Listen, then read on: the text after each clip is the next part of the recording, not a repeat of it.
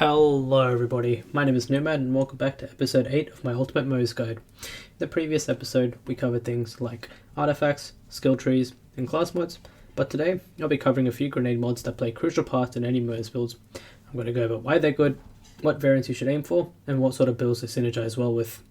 So just before we start though, I just want to let you guys know that myself, Prismatic, and a few other experienced Moze players actually maintain a Google document with up-to-date and highly optimized Moze builds that you can find for yourself in the official Borderlands Discord. However, for your convenience, I'm also going to link that document in the description below, so feel free to check it out if you're just looking for a solid Moze build to use for any types of gameplay in the game. So also, if you find this video useful, don't forget to subscribe to stay in the loop about future videos I'll make. I'm going to be making a lot more of these types of videos as well as build videos, so if you do play Moze a lot and you are looking for some information just around that, and if it does take your interest, you guys know what to do. But anyway, without any further delay, let's just jump straight into it. So, the first grenade we'll be covering is the quintessential piece of gear for any Moze build, the Cloning Maddening Tracker. It's an Atlas grenade and can be found as a world drop or in a vending machine. For easy farming, I would recommend going to Destroyer's Rift, which is where you fight Tyrene, which is the final boss in the game. Basically, you just spawn in there, there's a vending machine basically right next to where you spawn, check it for the grenades. If you don't have it in there, just back out, save quit, go back in, and just keep repeating until you get the grenade. So yeah, the farm is pretty straightforward, and yeah. But what makes it so damn good is that it has so many homing Merv parts, 27 to be exact. Each explosion has a chance to proc Means of Destruction and Vampire, making it incredibly useful for a heavy weapons build like my Metal Jacket Moze build that I posted recently on my channel, as well as the fact that it just keeps Moze alive for quite a long time, considering it has 27 mini grenades that spawn, and each of those mini grenades can proc Vampire to keep Moze alive.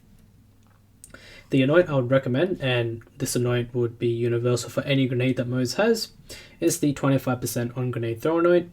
There's not much else to say about this grenade, aside from the fact that it just basically forms the backbone of any Moze build, and comes highly recommended to any Moze player trying to figure out what pieces of gear they should farm for.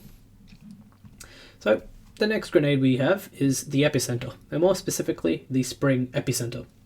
It drops from DJ Deadskag in the Splinterlands on Pandora, and is manufactured by Vladov. What this grenade does is basically create 14 projectiles per bounce. The Spring variant has 2 bounces, so basically the first chuck will create 14 projectiles, again we'll then bounce up and back down, and it'll create another 14 explosions. Once again, much like the Cloning Maddening Tracker, each of those projectiles are capable of proccing Means of Destruction and Vampire, and as such is a very suitable alternative should a Cloning Maddening Tracker prove difficult to obtain.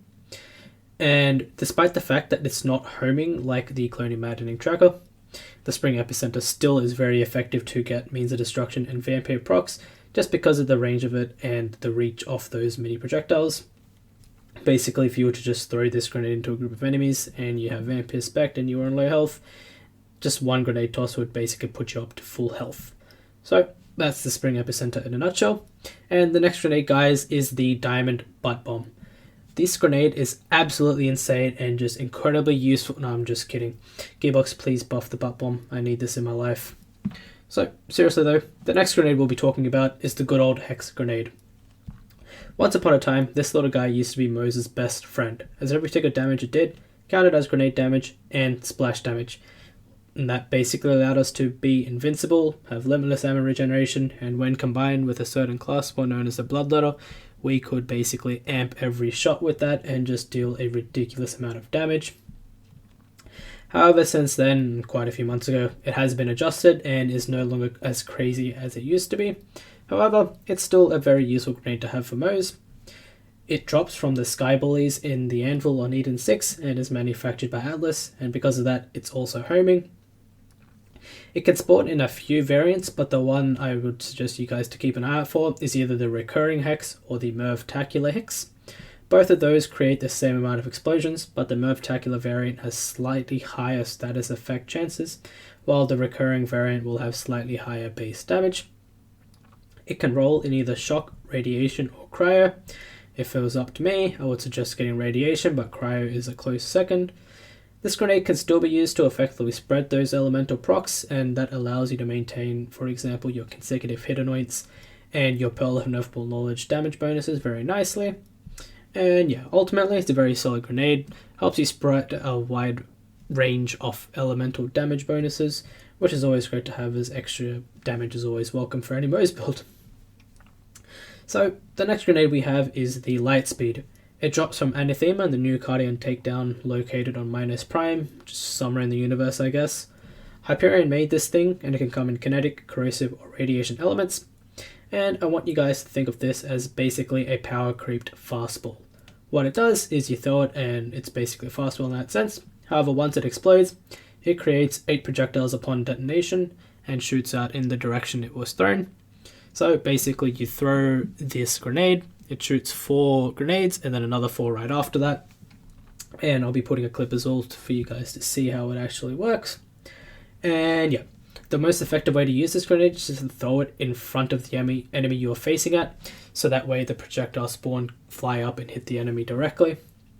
It's a solid grenade to have and has good DPS to back it up, so should you have a build that can actually complete the takedown, I highly recommend farming for it, as it's just a solid grenade overall.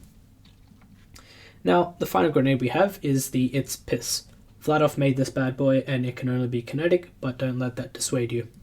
It drops from Sloth in Conrad's hold on Pandora, and what it basically does is slag the enemy.